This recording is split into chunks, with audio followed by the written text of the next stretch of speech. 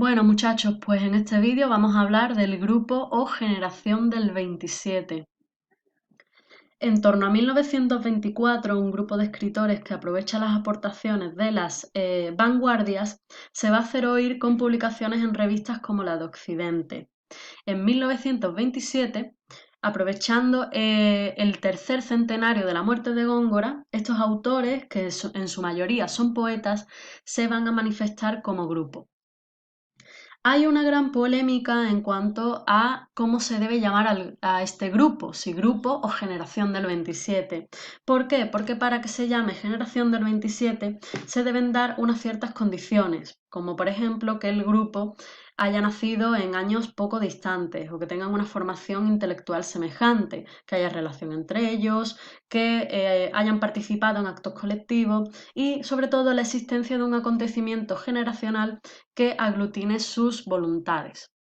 Sin embargo, este grupo no reúne todos esos requisitos, simplemente tienen una gran relación de amistad y una afinidad de gustos estéticos que van a utilizar en sus obras, y eso hace que tengan una gran cohesión y un sello generacional.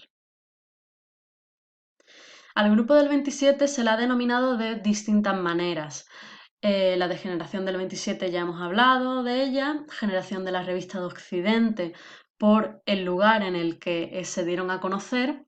Ortega y Gasset los llamó los nietos del 98, pero algunos autores no se sentían muy ligados a Unamuno o a Antonio Machado, por lo que rechazaron esta nomenclatura, por decirlo así. Generación de la amistad por los lazos de amistad que los unían, generación de la república por sus ideas políticas y generación de poetas profesores porque 4 de ellos también eran docentes.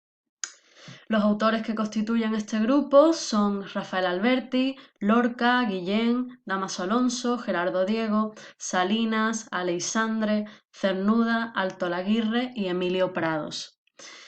Sobre todo va a haber dos puntos de encuentro para este grupo del 27, que son la residencia de estudiantes de Madrid, donde muchos de ellos residían, y el centro de estudios históricos, donde después iban a trabajar.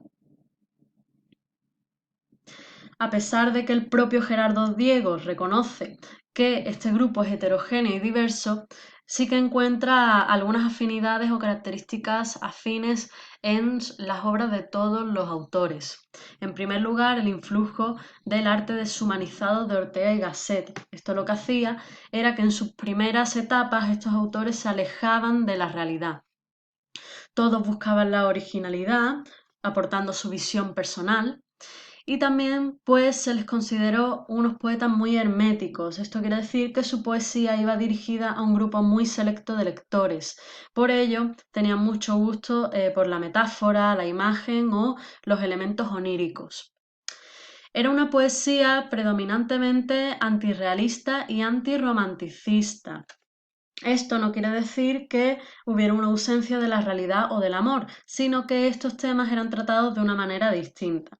Porque por influencia del creacionismo los autores concebían el arte como algo alejado de la realidad.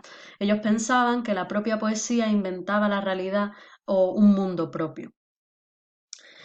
También tendríamos gran presencia del surrealismo, como veis, muchas vanguardias, que esto en un primer momento rompe la cohesión de grupo, pero después se ve algunos rasgos comunes como la rebeldía o la exaltación de la naturaleza. Del predominio de la metáfora ya hemos hablado y sobre todo tendremos temas amorosos, temas sobre la ciudad y sobre el compromiso. El tema amoroso va a parecer cargado de intensidad, pero eso sí, desnudo y desprovisto de sentimentalismo. En cuanto a la ciudad, pues se va a mostrar el paisaje urbano de una manera muy positiva en un principio, pero después se va a ir cargando poco a poco de elementos negativos paulatinamente. Y en cuanto al compromiso, se entiende el término con relación a la poesía y al arte, pero en un segundo momento, pues va a entenderse desde una perspectiva más social y política cuando comience la guerra. Esta generación va a pasar por 3 etapas. Una primera etapa desde 1924 hasta 1927, cuando se unen como grupo, en el que sobre todo vamos a encontrar el influjo de autores como Becker y movimientos como el modernismo y las primeras vanguardias. En esta primera etapa se les va a decir a estos poetas que son muy herméticos, como ya comentábamos, fríos y deshumanizados. El deseo de perfección formal en sus obras, el hecho de que las obras sean muy bellas, va a motivar a un primer acercamiento de los poetas clásicos. La segunda etapa iría desde el momento en el que se unen como grupo hasta la guerra civil. Estos autores ya en plena madurez comienzan a sentirse cansados de ser demasiado formales y entonces va a haber un proceso de rehumanización, es decir, la poesía se va a empezar a acercar a la realidad y a los problemas del hombre. Vamos a tener en este momento la irrupción del surrealismo y van a pasar a primer término los sentimientos del hombre y los problemas que éste tiene. También vamos a encontrar un gran acento social y político en esa poesía, sobre todo al estallar la guerra, porque muchos de ellos se van a encontrar a favor de la República. Y una tercera etapa que viene dado por el asesinato de Lorca. Es el momento en el que el resto de autores, exceptuando Aleixandre, Dámaso Alonso y Gerardo Diego, van a irse al exilio y entonces el grupo se rompe. Os voy a hablar de los autores, no de todos, pero de los más importantes de forma rápida. En primer lugar, de los autores llamados neopopularistas, que son Alberti y Lorca. Se llamaban neopopularistas porque sobre todo utilizaban ritmos y recursos estilísticos populares. Rafael Alberti utilizaba los temas de la nostalgia, la angustia y la preocupación social. Iba a pasar por varias etapas. Una primera etapa neopopularista donde utilizaba estos ritmos y recursos que os digo, y después va a pasar a una etapa mucho más vanguardista donde va a seguir la estela de Góngora.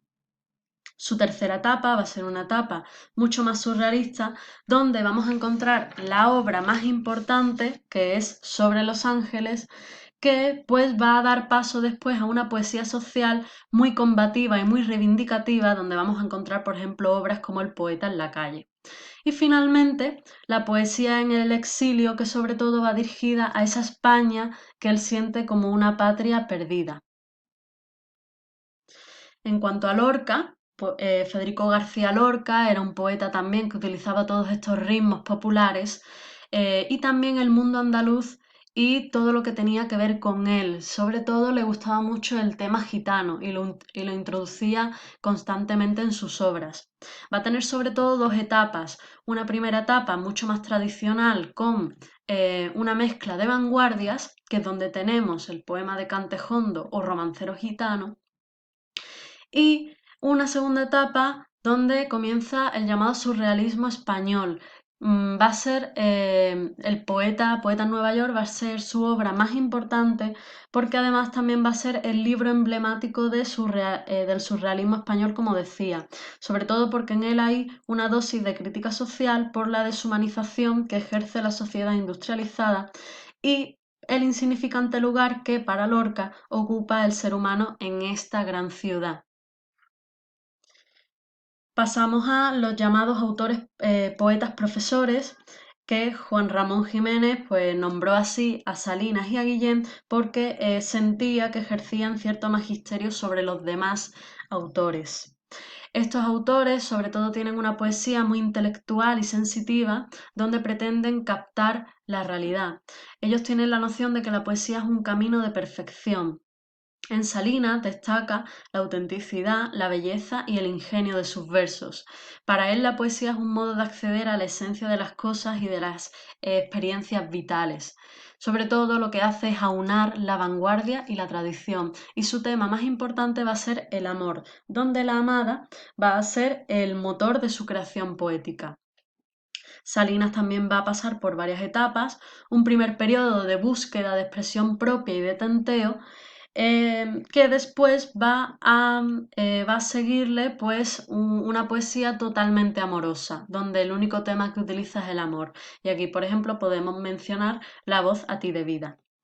Y finalmente, pues ese tema amoroso se va a ir acabando y va a ir hablando sobre el mundo que le rodea y los problemas que en él hay.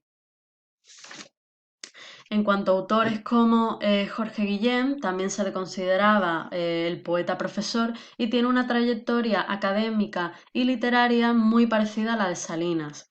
Va a ser el máximo representante de la poesía pura dentro de su generación y en sus poemas se observa sobre todo una estilización de la realidad, depurándola hasta quedarse con lo más esencial. Su lenguaje va a ser muy elaborado, con una gran calidad artística, pero esto va a hacer que su poesía pueda resultar fría y difícil. Sobre todo podemos mencionar obras como Cántico, Clamor o Homenaje. Pasamos a los autores que se llaman poetas de espíritu romántico. En esta tendríamos a Aleixandre y a Cernuda. Vicente Aleixandre, pues sobre todo contemplaba la poesía como si fuera una comunicación, él pensaba que la poesía era comunicación y toda su poesía consta de gran unidad, a pesar de que hay muchos cambios vitales y estéticos en su vida. También va a pasar por varias etapas. Una primera etapa en la que va a tener una visión pesimista del hombre, aunada con una visión surrealista, eh, donde podríamos mencionar, por ejemplo, Pasión de la Tierra. Una segunda etapa con una visión poética mucho más historicista, mucho más volcada hacia la historia, y una última etapa donde lo que va a hacer es hablar sobre temas de juventud, pero en el sentido de la añoranza de esa juventud y de todo lo que habría podido hacer si fuera joven otra vez.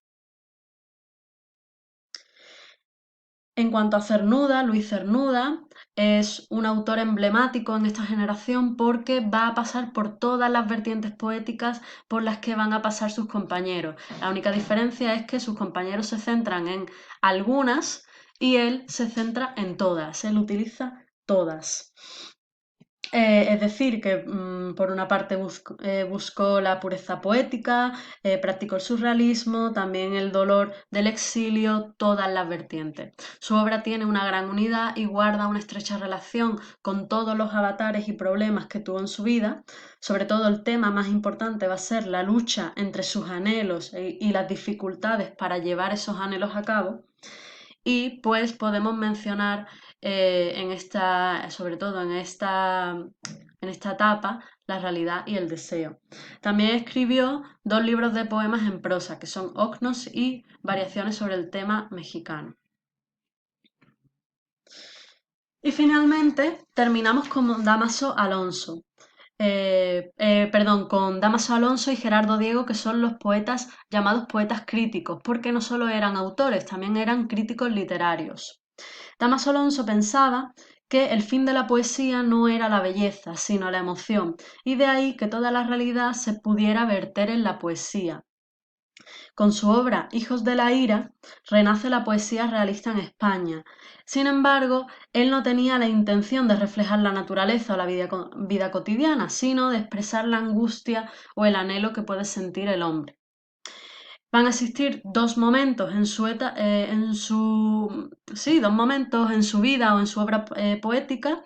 Un primer momento de juventud que va a ser mucho más vanguardista y un segundo momento que va a ser a partir de la guerra civil, que va a evolucionar hacia una perspectiva estética a considerar que lo fundamental de la poesía es el corazón del hombre, que es donde encontraríamos esta obra que es Hijos de la Ira. Y finalmente terminamos con Gerardo Diego, que es otro de los exponentes generacionales que tan pronto va a elaborar teorías críticas como poemas de gran belleza, y del podemos decir que su poesía es muy rica y variada, que hay como un movimiento pendular entre la poesía relativa, que es la que se apoya directamente en la realidad, y la poesía absoluta, que es la que se nutre sola a sí misma. Y entre sus obras, pues podemos destacar Versos Humanos, por ejemplo, que es un poemario con el que ganó el Premio Nacional de Literatura. Sobre todo, lo que vamos a encontrar en sus obras es una desvinculación total de toda preocupación trascendentalista. Esto quería decir que él no se preocupaba por ser trascendente, porque su obra trascendiera, simplemente se preocupaba de la obra en sí. Bueno, y con esto terminamos el tema de literatura del grupo del 27. Espero que os haya gustado y, como siempre, que no se os haya hecho muy largo. Un saludito.